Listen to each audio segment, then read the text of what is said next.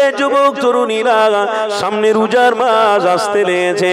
আল্লাহ পবিত্র কোরআনে জানাতে লেগেছে, এ দুনিয়ার মানুষেরা, ইয়া আইয়ুহাল্লাযীনা আমানু কুতিবা আলাইকুমুস সিয়াম কামা কুতিবা আলাল্লাযীনা মিন ক্বাবলিকুম লাআল্লাকুম তাত্তাকুন। তোমরা যদি আমাকে মহব্বত করো, ভালোবাসো, অবশ্যই আমি আল্লাহ তোমাদেরকে কঠিন দিনে স্মরণ রাখবো। তবে আমার বান্দারে, আমি আল্লাহ তোমাদেরকে রমজান মাস অবশ্যই দিয়েছি আমার সাথে তাল্লুকাত সম্পর্ক করার জন্যে। আমার রাসূলুল্লাহর প্রেমিকেরা, আল্লাহর সাথে তাল্লুকাত কারা করেছে? এ যুবকেরা, আল্লাহর সাথে তাল্লুকাত কারা করেছে? হযরত আবু বকর সিদ্দিক তাল্লুকাত করেছিল, হযরত ওমর ফারুক তাল্লুকাত করেছিলেন, হযরত উসমান গনি তাল্লুকাত করেছিলেন। আমার আল্লাহ তাদেরকে জান্নাতি মেহমান বানিয়েছে। এ যুবকেরা, তরুণীরা, তোমরাও যদি সঠিক জায়গায় সঠিক সময় লাগাতে পারো, আল্লাহ তোমাদেরকে কামিয়াবি করবে। না হয় তোমরা কামিয়াবি হতে পারবে না। শুধু মিছামিছি নবীকে ভালোবাসি, নবীকে ভালোবাসি, এটা বললে হবে না গো। ইসলামকে মহব্বত করে জীবন কাটাতে হবে। না হয় তোমার আমার জীবনে এক ফোঁটা মূল্য নেই, তোমার আমার জিন্দেগিতে কোনো দাম নেই গো। তরুণীরা, আমার রাসূলুল্লাহর প্রেমিকেরা, শোনো, তাই তো পৃথিবী জমিনে বর্তমান সময়ে 4300 ঊর্ধ্বে ধর্ম রয়েছে। এ যুবকেরা, যাকে আল্লাহ বড় পছন্দ করেছে, ওই ধর্মের নাম হলো আল্লাহর মনোনীত, সেটা হলো ইসলাম। এ যুবকেরা, তরুণীরা, ইন্নাদ-দীনা ইনদাল্লাহিল ইসলাম। ইসলামের মধ্যে রোজা রয়েছে, ইসলামের মধ্যে নামাজ রয়েছে, ইসলামের মধ্যে রাসূলুল্লাহ সুন্নাত রয়েছে, ইসলামের মধ্যে আমার নবী পাকের আদর্শ লুকিয়ে রয়েছে। এই যুবক তরুণীরা, কেউ যদি মনে মনে করে আমি রাসূলকে ভালোবাসি, অবশ্যই ইসলামটাকেও সাপোর্ট করলো, কিন্তু ইসলামের কৃষ্টি কালচার তার পছন্দ হলো না, খবরদার সে কোনোদিন মুমিন হতে পারবে না। কেন? আমার আল্লাহ জানাতে লেগেছে, ওরে আমার বান্দা বান্দিরে, তোমরা যদি সর্ব ভালো কাজ সাপোর্টের সঙ্গে করো, মহব্বত দরদের সঙ্গে করো, তাহলে ইসলামটাকে তোমরা মহব্বত করলে, ইসলামের প্রেমিক হলে। আর তোমরা যদি মাহফিলকেও মহব্বত করো, মসজিদকেও মহব্বত করো, মাদ্রাসাকেও মহব্বত করো, দরবারগুলোকেও যদি মহব্বত করো, ইসলামটাকেই তোমরা সাপোর্ট করলে। আর ইসলামকে যখনই সাপোর্ট করলে, তোমাদের দ্বারা আমল করা সহজ হয়ে যাবে। আর যখনই তোমরা আমলের মধ্যে যুক্ত হবে, আমি আল্লাহ তোমাদেরকে আমার হাবিবুল্লাহর হাতে জান্নাতের পানি পান করাবো।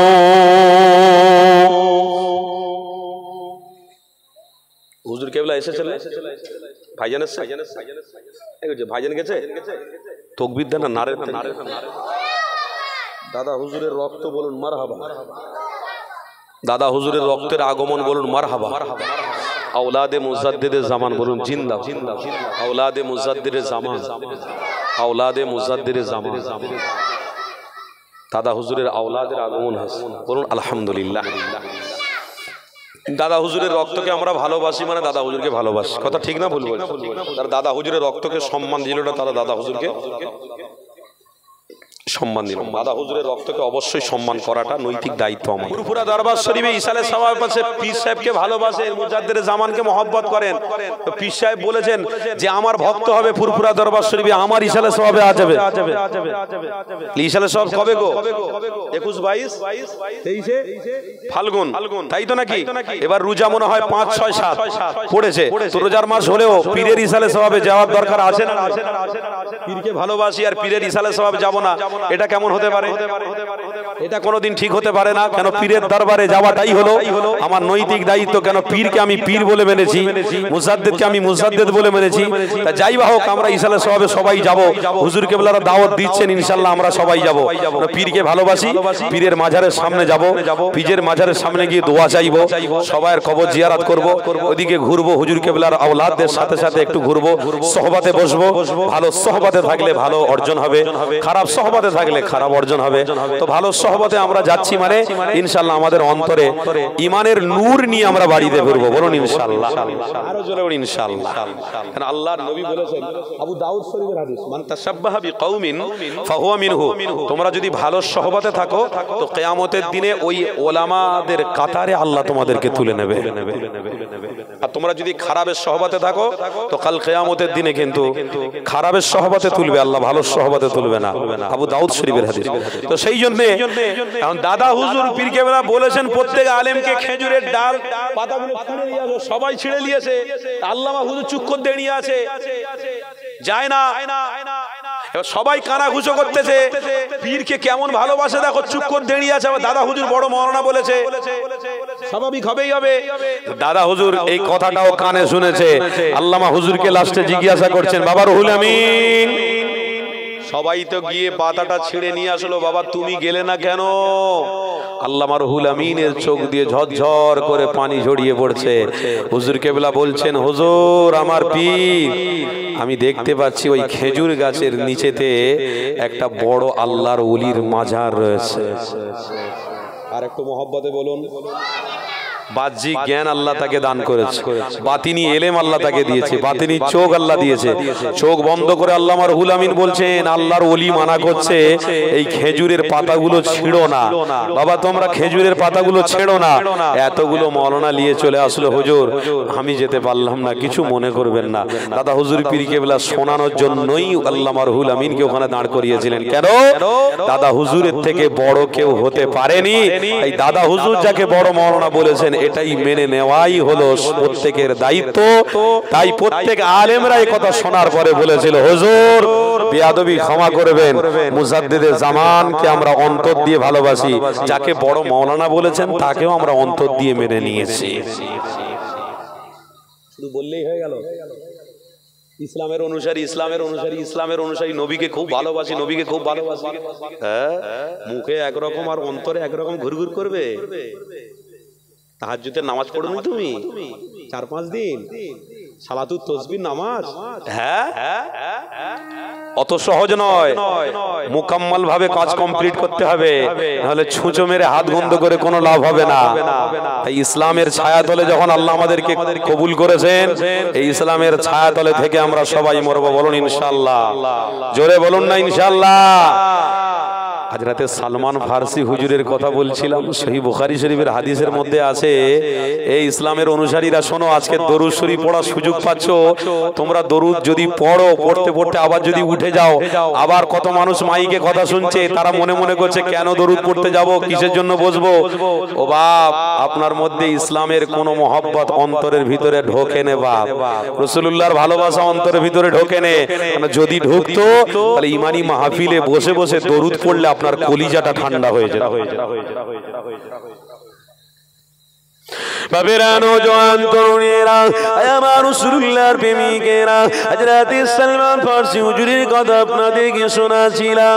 এ যুবকেরা, আব্বারা, তরুণেরা, হযরত সালমান ফারসি হুজুর আমার সর্বপ্রথমে যখন রাসূলুল্লাহর চেহারা মোবারক প্রথম দেখে ফেলেছে, এ যুবকেরা, তরুণেরা, হযরত সালমান ফারসি জানাতে লাগলেন, আমি এতগুলো ধর্ম অবলম্বন করেছি, আমি এত ধর্ম নিয়ে ঘাটাঘাটি করেছি, আমি সম্ভ্রমহরীর বাচ্চা, আমি অর্থশালীর ছেলে, আমি অনেক টাকা পয়সার মালিক, কিন্তু আমি মুহাম্মদ রাসূলুল্লাহর দরবারে এসে আমার নবী পাকের চেহারা মোবারক যখন দেখেছি, আমি সালমান, আমার কলিজা ঠান্ডা হয়ে গেছে। কেনই বা কলিজা ঠান্ডা হবে না? কেননা নূহ নবী, দয়া নবীকে আল্লাহ এই দুনিয়া জমিনে রহমত হিসেবে পাঠিয়েছে, এই দুনিয়া জমিনে জান্নাতের মেহমান হিসেবে কবুল করেছে, এই দুনিয়া জমিনে তোমার আমার জন্য নাজাতের রাস্তা হিসেবে পাঠিয়েছে, এই পৃথিবী জমিনে তোমার আমার জন্য মাগফিরাতের রাস্তা হিসেবে পাঠিয়েছে। এ যুবকেরা, আমার রাসূলুল্লাহর জন্য পৃথিবীর প্রত্যেকটা মানুষ নাজাত পেয়ে যাবে, ইসলামের ছায়া তলে থাকতে পারে। নাজাত পাওয়া তাদের জন্য বড় কঠিন হয়ে যাবে। কেন আমার রাসূলুল্লাহর চেহারা মোবারক দেখলে হযরতে সালমান ফারসির কলিজা ঠান্ডা হবে না? ঠান্ডা 100% হবেই হবে। কেন আমার আল্লাহ যার বিষয়ে বলতে লেগেছে, এ দুনিয়ার মানুষেরা আমি আমার হাবিবকে এত সম্মানের সঙ্গে ডেকেছি, তোমরাও যদি আমার রাসূলুল্লাহকে সম্মানের সঙ্গে ডাকো আমি আল্লাহ তোমাদেরকে কবুল করে নেব। কোরআনটা খুলে দেখো আল্লাহ আমার হাবিবের বিষয়ে কি জানাতে লেগেছে। আমার রাসূলুল্লাহকে পৃথিবীর মানুষকে শোনাতে লেগেছে আল্লাহ, এ পৃথিবীর মানুষেরা আমার রাসূলুল্লাহকে আমি আল্লাহ ইয়া আইয়ুহার রাসূল বলে ডেকেছি, আমি আমার হাবিবুল্লাহকে ইয়া আইয়ুহান নবী বলে ডেকেছি, আমি আমার রাসূলুল্লাহকে ইয়া আইয়ুহাল মুজাম্মিল বলে ডেকেছি, আমি আমার হাবিবকে ইয়া আইয়ুহাল মুদাসসির বলে ডেকেছি। এ যুবকেরা আল্লাহ যিনাকে সম্মানের সঙ্গে ডাকে, কেন তোমরা সেই রাসূলুল্লাহকে সম্মানের সঙ্গে ডাকতে পারো না? সেই রাসূলুল্লাহ দরুদ পড়ার সুযোগ পাওয়ার পরেও ওই জায়গায় তোমরা কেন এসে বসতে পারো না? তার মানে শয়তান তোমাদের কলিজা আস্তে আস্তে করে আঘাত দিয়ে ঈমানটাকে হাইজ্যাক করে ফেলেছে। ঈমানি মাহফিল তোমাদের পছন্দ লাগছে না, দরুদ পড়তে তোমাদের ভালো লাগছে না। যুবক শুনে রেখে দাও, আমার আল্লাহ জানাতে নিয়েছে যে আমার হাবিবকে মহব্বত করবে আমি আল্লাহ তাকেও মহব্বত করে ফেলবো। এ যুবকেরা তরুণীরা হযরতে সালমান ফারসি হুজুর আমার নবী পাকের দরবারে গিয়ে যেই না হাজির হয়ে গেছে, আমার রাসূলুল্লাহ জিজ্ঞাসা করতে লেগেছে বাবা কে? হযরতে সালমান ফারসি জানাতে লাগলেন আমার নাম হলো সালমান, আমি আপনার দরবারে ইসলামের কৃষ্টি কালচার সম্বন্ধে জানতে এসেছি। আমার দোনো জাহানের সুলতান বলতে লেগেছে এ বাবা সালমান রে, তুমি ইসলামের কৃষ্টি কালচারের উপরে মহব্বত করতে এসেছো, তুমি ইসলামের কৃষ্টি কালচারের উপরে চলতে এসেছো। এ বাবা সালমান আসো বাবা আসো, তোমাকে সর্বপ্রথমে একটা কাজ করতে হবে। কি কাজ করতে হবে? আল্লাহ নবী জানাতে লাগলেন এ বাবা সালমান রে, তোমাকে সর্বপ্রথমে ঈমান আনতে হবে। আল্লাহ নবী দোনো জাহানের বাদশা হুজুর আমার বলতে লাগলেন এ বাবা সালমান তুমি কি ঈমান আনতে পারবে? হযরত সালমান ফারসি হুজুর জানাতে লাগলেন ইয়া রাসূলুল্লাহ হাবিবাল্লাহ, আমি ঈমান অবশ্যই আনতে চাই। আল্লাহ নবী দয়া নবী আমার বলতে লাগলেন এ বাবা সালমান রে, তোমার হাতটাকে তুমি বাড়িয়ে দাও। আল্লাহ নবী দোনো জাহানের বাদশা হুজুরের হাত মোবারকটাও বাড়িয়ে দিলেন। আল্লাহ নবী দয়া নবী আমার হাত দিলেন, সালমান ফারসি হুজুর আমার হাত দিলেন। আমার নবী পাক জানাতে লেগেছেন এ বাবা সালমান রে, পড়ো বাবা পড়ো, আশহাদু আল্লা ইলাহা ইল্লাল্লাহ ওয়াহদাহু লা শারীকা লা ওয়া আশহাদু আন্না মুহাম্মাদান আবদুহু ওয়া রাসূলুহু। হযরত সালমান ফারসি হুজুর পড়ে নিলেন। আল্লাহ নবী জানাতে লাগলেন এ বাবা সালমান রে, তুমি ঈমান এনে নিয়েছো বাবা, ঈমান আনার পরে তোমার নৈতিক দায়িত্ব হয়ে গেছে। এ বাবা সালমান এবার তোমাকে নামাজ পড়তে হবে। আল্লাহ নবী তাকিদ দিতে লাগলেন ও আকিমুস সালাহ, এ বাবা সালমান এবার তোমাকে নামাজ পড়তে হবে। আল্লাহ নবী সাহাবী নামাজ পড়তে লেগেছে। এ যুবকেরা তরুণীরা হাদিসের মধ্যে রয়েছে হযরত সালমান ফারসি হুজুর আমার নামাজ যখনই পড়ে হুজুরের চোখ দিয়ে পানি আসতে থাকে। হুজুরের কান্নার খবরটা কোন জাহানের সুলতানের দরবারে দেওয়া হলো। সালমান নামাজের সময় গভীর কান্না কাঁদতে লেগেছে। আল্লাহ নবী একদিন সালমানকে ডাক দিলেন এ বাবা সালমান রে, কেন তুমি নামাজের মধ্যে এত কাঁদো? আল্লাহ নবী জিজ্ঞাসাবাদে বলতে লেগেছেন ইয়া রাসূলুল্লাহ হাবিবাল্লাহ, আমি যখন নামাজ পড়ি আমার বড় আনন্দ হয়, কিন্তু একটা বিষয় আমার বড় কষ্ট হয়। আমি নামাজ যখন পড়ি আমার মনে পড়ে যায় আমি পূর্বে অনেক অন্যায় করে ফেলেছি, পূর্বে অনেক বড় বড় গুনাহ করে ফেলেছি, অনেক ব্যভিচার করে ফেলেছি। ইয়া রাসূলুল্লাহ হাবিবাল্লাহ, নামাজ পড়তে পড়তে এগুলো আমার মনে মনে ফুটে ওঠে। আল্লাহ নবী দোনো জাহানের সুলতান জানাতে লাগলেন এ বাবা সালমান রে, কোনো চিন্তা করো না, দোনো জাহানের সুলতানের হাত মোবারকে হাত দিয়েছো বাবা, ইসলামটাকে কবুল যখন করেছো বাবা, এ সালমান রে, তোমাকে চিন্তা করার কোনো দরকার নেই। কেন আমার নবীর হাতে যে ব্যক্তি হাত দেবে, আমি আল্লাহ তার জীবনের সমস্ত গুনাহ ক্ষমা করে দেব। আরো জোরে বলো। তাহলে এখানে আপনাদেরকে বুঝতে হবে বাবা, ইসলামের ছায়া তলে থাকলে গুনাহ, নাহলে কোনো বাবা গুনাহ মাফ করবে নাকি? গুনাহ ক্ষমা কে করে? আর আল্লাহ করবে তো করবে, নবীর ওসিলায় মাফ করবে, নবীর প্রেমিকদের ক্ষমা করবে। শর্ত হলো কিন্তু ইসলামের ছায়া তলে আসতে হবে। ইসলামটাকে পেতে গেলে রসুলকে মহব্বত করতে হবে। কেউ কথা শুনছেন তো নাকি? কষ্ট হচ্ছে আপনাদের? আল্লাহ পবিত্র কোরআনে বলছেন, যারা ইসলাম দরদি হয় তাদের জন্য আমি এই মেসেজ দিলাম, হাবিব আপনি তাদেরকে শুনিয়ে দিন, ইয়া আইয়ুহাল্লাযীনা আমানু তাকুল্লাহা হাক্কা তুকাতি ওয়া লা তামুতুন্না ইল্লা ওয়া আনতুম মুসলিমুন। তারা অবশ্যই মুসলমান। আরেকটা জায়গায় আল্লাহ কোরআনে বলছেন, ইয়া আইয়ুহাল্লাযীনা আমানু তুবু ইলাল্লাহি তাওবাতান নাসুহা। যারা হাকিকাতে তওবা করে ফেলেছে, আমি আল্লাহ তাদের জীবনের গুনাহকে ক্ষমা করে দিই। আজকে আমরা তওবাকারী বান্দা না বান্দা না? আল্লাহ আরেকটা আয়াতে বলছে, ইন্নাল্লাহা ইউহিব্বুত তাওয়াবিনা ওয়া ইউহিব্বুল মুতাতাহহিরিন। বান্দা, আমি তওবার দরওয়াজা আমার নবীর জন্য এখনো খুলে রেখেছি। তুই তওবা করবি, আমি আল্লাহ ক্ষমা করতে পারবো। তবে ক্ষমা করার জন্য কিছু কিছু রাত আল্লাহ দান করেছেন, কিছু কিছু রাত দান করেছেন। তার জন্য একটা হাদিস আমার মনে পড়ে, একটু বলতে হবে, না বললে আমার কলিজাটা শান্তি হচ্ছে না। এটা জানা হাদিস, এটা বুখারী শরীফের হাদিস, এটা অবশ্যই বলতে হবে। আমরা এই যে মাসটা চলছে, এই মাসটার নাম কি? শাবান, তাই তো নাকি? লাইলাতুন নিসফু মিন শাবানের 15 তারিখ আল্লাহ আমাদের কপালে জুটিয়েছিল, তাই তো? এই লাইলাতুন নিসফু মিন শাবানের 15 তারিখে, যেটাকে আরবিতে বলা হয়, ফারসিতে বলা হয় লাইলাতুল বরাত, এবং আমরা সবাই জানি শবে বরাত। আমার আল্লাহ দয়ার নবীকে বলছেন, হাবিব আপনি তাদেরকে জানিয়ে দিন, তাদের আমি আল্লাহ সমস্ত গুনাহকে ক্ষমা করে দেবো, তারা যদি আমার কাছে তওবা করে। আমি আল্লাহ, বলুন বলুন, সমস্ত গুনাহ ক্ষমা করে দেবো তারা যদি আমার কাছে ক্ষমা চায়। নবী পাকের হাদিস, মা রাআইতু রাসূলুল্লাহ সাল্লাল্লাহু আলাইহি ওয়াসাল্লাম ইসতাকমালা সিয়ামা শাহরিন ইল্লা রমাদান ওয়া মা রাআইতুহু আকসারা সিয়ামান মিনহু ফি শাবান। নবীজির স্ত্রী আম্মা আয়েশার কাছে একজন সাহাবী জিজ্ঞাসা করছেন, আম্মা জান, আল্লাহর নবী রমজানের পরে এবং আগে কোন মাসে বেশি রোজা রেখেছেন এবং কোন মাসে বেশি ইবাদত করেছেন? তখন আম্মা জান আয়েশা বলেছিলেন, সবথেকে বেশি আল্লাহর নবী এই শাবান মাসে রোজা এবং বেশি বেশি ইবাদত করেছেন। বলুন সুবহানাল্লাহ। সহিহ বুখারী শরীফ 1969 নম্বর পৃষ্ঠা, স্পষ্ট ভাষায় লেখা আছে, এই লাইলাতুন নিসফু মিন শাবান মাসে আল্লাহর নবী বেশি বেশি ইবাদত করেছেন এবং বেশি রোজা রেখেছেন। সেই বুখারীর মধ্যে লেখা আছে।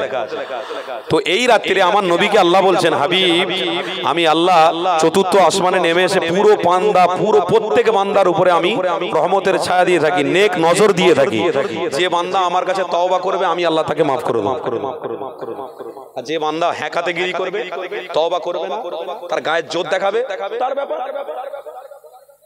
আমি আল্লাহ খাওয়াই, আমি আল্লাহ সুস্থ রেখেছি, আমি আল্লাহ তার মাথার তারকে ঠিক রেখেছি, আমি আল্লাহ তার পায়ে চলার মতন ক্ষমতা দিচ্ছি। এবার সে যদি আমার দাসত্ব না করে, তো তার কপাল সে ফাটাবে, আমার কিছু করার নেই। তবে হ্যাঁ, আমার নবীকে আল্লাহ বলছেন, দুই ব্যক্তির গুনাহ আমি আল্লাহ ক্ষমা করব না। দুই ব্যক্তির গুনাহ ক্ষমা করব না। এক হলো ইন্না শিরকা লাযুলমুন আযীম, যারা ইসলামের নাম করে আবার শিরক করবে, বিদআত করবে, এমন এমন কাজ সমাজের মধ্যে তারা করবে, নারীদের নিয়ে এমন এমন কাজ করবে, যারা নিজের বাপকে ছোট করে, যারা এমন এমন কাজ করবে যে সমস্ত কাজের দ্বারা শিরক হয়ে যাবে, ইসলাম থেকে তারা বহিষ্কার হয়ে যাবে, ইসলাম থেকে তাদের নাম কেটে যাবে। ইন্না শিরকা লাযুলমুন আযীম, আমি আল্লাহ, আমার সাথে কাউকে শিরক করা যাবে না। আর যদি কোনো বান্দা এই শিরিক আমল করে, শিরিক করে, আমি আল্লাহ ওই দিনেতে তাদের দোয়া কবুল করব না। আরেকটা আর দ্বিতীয় নম্বর ব্যক্তির দোয়া কবুল হবে না। সে ব্যক্তি কে? বলুন বুঝছেন? মিথ্যা কথা যারা বলে, কি বলবে? মিথ্যা কথা। মুসলমানদের ভিতরে মিথ্যা আছে না? আরে আমার কওমের ভিতরে মিথ্যা আছে না? ওই জন্য বাংলা ভাষা একটা কথা আছে না, সত্য কথা বলে তুমি একজনকে হাসানোর থেকে কাঁদানো অনেক ভালো। মিথ্যা কথা বলার থেকে, হাসানোর থেকে সত্য কথা বলে কাঁদানো অনেক ভালো। তাই মিথ্যা কথা বলে মানুষকে নিজের দিকে টেনে নেওয়া ঠিক নয়। সত্য কথা বলে যদি দুশমন তৈরি হয় তাও অনেক ভালো। রাসূলুল্লাহ সত্যের পথ দেখিয়েছিলেন, দুশমন চারিদিকে দাঁড়িয়ে গিয়েছিল, কিন্তু সাহায্য আল্লাহর পক্ষ থেকে এসেছিল। আর সত্যের দিকে যদি আপনি থাকেন তো আল্লাহর সাহায্য এবং নবীর দিদারটা আল্লাহ প্রত্যেকে দান করে দেবেন। এই সামান্য 2 টাকা 5 টাকার জন্য মিথ্যা কথা বলে মুসলমান ঝগড়া করতে যাবেন না। আল্লাহর ওয়াস্তে দুটো হাত জড়ো করে বলে যাচ্ছে, দুটো হাত জড়ো করে বলে দিয়ে যাচ্ছি, মিথ্যা কথা বলে সামান্য 2-5 টাকা রোজগারের জন্য আমার কওমকে সঠিক রাস্তা ছেড়ে দিয়ে মিথ্যার রাস্তা প্রসার করবেন, তাদেরকে মিথ্যার পথ ধরিয়ে দেবেন। আল্লাহর ওয়াস্তে বলছি কোনোদিন করাতে যাবেন না। হাত দুটো জড়ো করে বলছি আল্লাহর ওয়াস্তে, সত্য কথা বলে মানুষকে কাঁদান, কোনো অসুবিধা নেই। ও আজকের দিনে বুঝতে পারেনি, কালকে কিন্তু ভুল বুঝতে পেরে আপনার কদম ধরবে।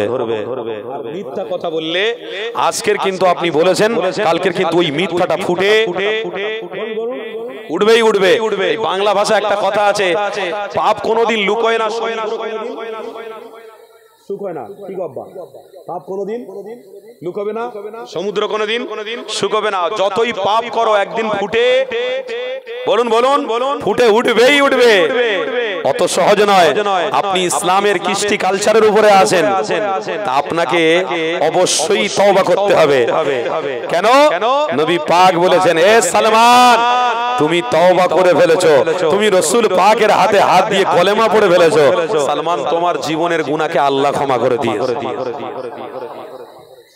সহিহ বুখারী শরীফ হাদিস, সালমান তোমার জীবনের গুনাহকে আল্লাহ ক্ষমা করে দিয়েছে।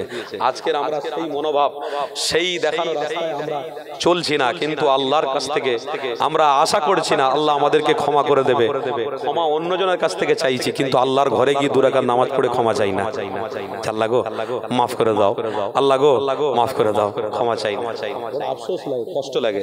আল্লাহর ওয়াস্তে দুটো হাত জড়ো করে বলছি, আজ থেকে আমরা নম্রতা হয়ে আল্লাহর কাছে সাহায্য চাইবো। বলুন ইনশাআল্লাহ, তওবা করব। জোরে বলুন ইনশাআল্লাহ। তাকবীর দেন না, নারে তাকবীর না। আপনাদের ঈমানের জজবাটা আস্তে আস্তে হালকা হয়ে গেছে, একটু মহব্বতের তাকবীর দেন দেখিনি। নারে তাকবীর, এইবার হয়েছে। আর একটুখানি আওয়াজ তুললেই ইনশাআল্লাহ শয়তান আবার পালাবে। নারে তাকবীর।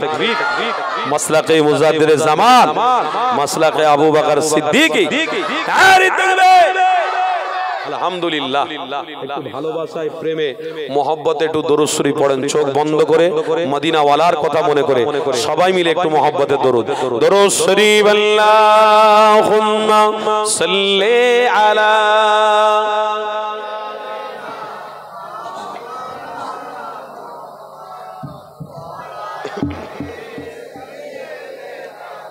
মাওলানা।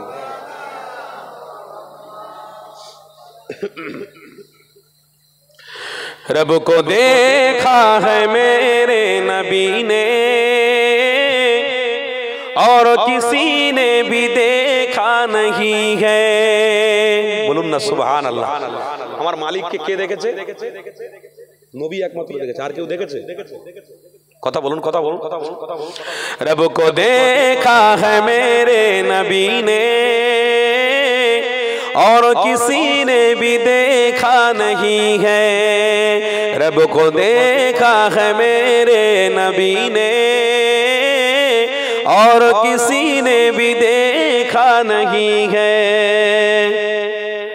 सबसे पर्दा है मेरे खुदा का और मोहम्मद से पर्दा नहीं है। মুসা নবীর বেলা পর্দা, ঈসা নবীর বেলা পর্দা, শীষ নবীর বেলা পর্দা, রাসূলুল্লাহর বেলা 70,000 পর্দা তুলে দিদার। জোরে বলুন। रब को देखा है मेरे नबी ने और किसी ने भी देखा नहीं है। सबसे पर्दा है मेरे खुदा का और मोहम्मद से पर्दा नहीं है। रब को देखा मेरे नबी ने और किसी ने भी देखा नहीं है। सबसे पर्दा है मेरे खुदा का और मोहम्मद से पर्दा नहीं है। बोलो ना सुभान अल्लाह। लाए ईमान उमर जब नबी पर, बोले आका के कदमों में आकर, मिल गया है मुझे कमली वाला और ज़माने की परवाह नहीं है। নবী পেয়ে গেছি মানে আর কোনো দুনিয়ার আমার খবর লাগবে না, সব চল নবী পেয়ে গেছি আমি উমার, আর আমার কাছে কিচ্ছু লাগবে না, অর্থ লাগবে না, দুনিয়াও লাগবে না, দোকানও লাগবে না, বাড়িও লাগবে না, রসুল আছে মানে আল্লাহ জান্নাত আছে। আর একটু মোহব্বতে লায়ে ঈমান উমর जब नबी पर, बोले आका के कदमों में जाकर, मिल गया है मुझे कमली वाला अब ज़माने की परवाह नहीं है। जोरे হবে না। रब को देखा है मेरे नबी ने और किसी ने भी देखा नहीं है। रब को देखा है मेरे नबी ने और किसी ने भी देखा नहीं है। सबसे पर्दा है मेरे खुदा का और मोहम्मद से पर्दा नहीं है। जोरे হবে না। नारे तकबीर, दुरूद शरीफ, अल्लाहुम्मा सल्ली अला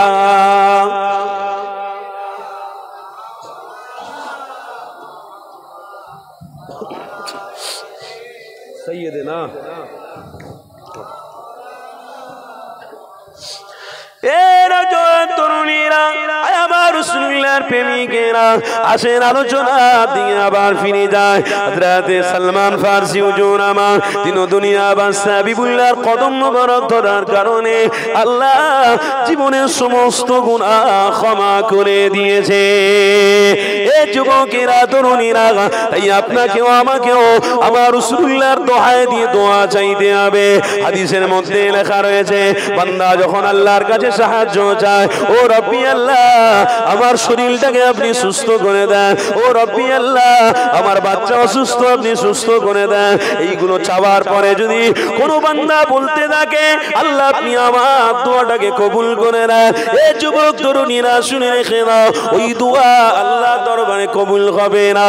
কেন? তুমি মুহাম্মদ রাসূলুল্লাহর ওসিলা না দেওয়ার কারণে আমার আল্লাহ জানাতে এনেছে, এ পৃথিবীর মানুষেরা আমার হাবিবের ওসিলা যদি দোয়া চাও আমি আল্লাহ সাথে সাথে তোমাদের দোয়া কবুল করে থাকি। এ যুবক তরুণীরা, আব্বারা, আমার রাসূলুল্লাহ দিবানারা, তাই আপনাদেরকে আরেকটা ঘটনা শুনিয়ে দিই। আমরা যখন নামাজে তাশাহুদে পড়ি, বৈঠকে বসে আমরা আত্তাহিয়াতু সবাই পড়ি। আত্তাহিয়াতুর মধ্যে কি লেখা রয়েছে? আত্তাহিয়াতু লিল্লাহি ওয়াস সালাওয়াতু ওয়াত তাইয়্যিবাতু, আসসালামু আলাইকা আইয়ুহান নাবিয়্যু ওয়া রাহমাতুল্লাহি ওয়া বারাকাতুহু, আসসালামু আলাইনা ওয়া আলা ইবাদিল্লাহিস সালিহিন, আশহাদু আল্লা ইলাহা, উপরের দিকে আমরা হাত তুলি, আশহাদু আল্লা ইলাহা ইল্লাল্লাহ ওয়া আশহাদু আন্না মুহাম্মাদান আবদুহু ওয়া রাসূল। এখানে আমার নবীর নাম আছে না নাই? অবশ্যই রাসূলের নাম আছে। আপনি যদি এখানে বলে দেন আশহাদু আল্লা ইলাহা ইল্লাল্লাহ, তারপরে আপনি পড়বেন অন্য কিছু, আবার কাতারে দাঁড়িয়ে পড়বেন, নামাজটাকে সমাপ্তি করবেন, সালাম ফেরাবেন। এ যুবক তরুণীরা, আপনাদেরকে জানিয়ে দিয়ে যায় ওই নামাজ আল্লাহর দরবারে কবুল হবে না। কেন? তাশাহুদের মধ্যে আমার নবী পাকের নাম কেনই বা আপনি বাদ দিলেন? এটা আল্লাহর পক্ষ থেকে সিলেক্টেড করা হয়েছে। এ দুনিয়ার মানুষেরা আমার রাসূলুল্লাহ যেটা শিক্ষা দিয়েছে ওটার উপরে তুমি আমল করো। তুমি নিজে নিজে যদি বলো আশহাদু আল্লা ইলাহা ইল্লাল্লাহ ওয়াহদাহু লা শারীকা লা, এটা বলে যদি সমাপ্তি করে দেওয়া হবে না। আশহাদু আল্লা ইলাহা ইল্লাল্লাহ ওয়া আশহাদু আন্না মুহাম্মাদান আবদুহু ওয়া রাসূল বলতে হবে। এই কথাটা যদি আপনি বলেন, আপনার নামাজ আল্লাহর দরবারে কবুল হয়ে যাবে। আর আপনিও যদি হাবিবের ওসিলা দিয়ে দোয়া চান, ও রব্বি আল্লাহ, আমার হাবিবের ওসিলা দিয়ে আপনি দোয়াটাকে কবুল করে নেন। আমার আল্লাহ বলতে লেগেছে, আমার বান্দারে, আমার বান্দিরে, আমার হাবিবের ওসিলা দিয়ে দোয়া চাইছে বান্দা, আমি আল্লাহ সাথে সাথে তোদের দোয়া কবুল করে নিলাম। এ যুবক তরুণীরা, আমার রাসূলুল্লাহ দিওয়ানারা, আল্লাহ নবী কোন জাহানের সুলতানে সাহাবী হযরতে সালমান ফারসি হুজুর আমার নবী পাককে মহব্বত করেছে। আল্লাহ তেনার বড় বড় ছোট ছোট গুনাহগুলোকে ক্ষমা করে দিয়েছে। তাহলে আমি যেটা বোঝাতে যাচ্ছিলাম, ইসলামের মধ্যে আপনাকে থাকতে হবে, আল্লাহর নবীর ওসিলা দিয়ে দোয়া চাইতে হবে, আল্লাহ আপনার দোয়াটাকে কবুল করে নেবে। এই যুবকেরা শুনে রেখে নাও, নারীদের পাল্লায় পড়ে গেলে ইসলামকে মানা হবে না। অন্যায়ের বিরুদ্ধে কথা বলো, ন্যায়ের পক্ষে, অন্যায়ের বিরুদ্ধে কথা বলো, ন্যায়ের পক্ষে কথা বলো। অন্যায়কে তুমি সাপোর্ট করতে যাও না। যে হারাম খাবে, হারামকে সাপোর্ট করলে তোমার আমল বরবাদ হয়ে যাবে।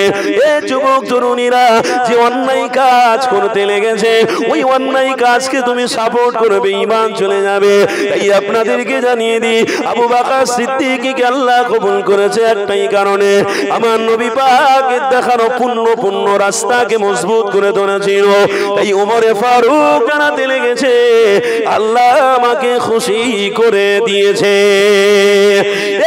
যুবক তরুণীরা, আমার রাসূলুল্লাহর প্রেমিকেরা, তাই আপনাদেরকে জানিয়ে দিই, আজ সমাজে কিছু কিছু বেরিয়ে পড়েছে আল্লাহ নবীর বিরোধীমূলক কথাবার্তা বলে তোমার আমার ঈমানকে মজবুত করার জায়গায় তুলকা করে দিচ্ছে, তোমার আমার ঈমানকে হালকা করে দিচ্ছে, তোমার আমার ঈমান থেকে অনেকটা দূরত্ব বজায় রাখতে শুরু করে দিয়েছে।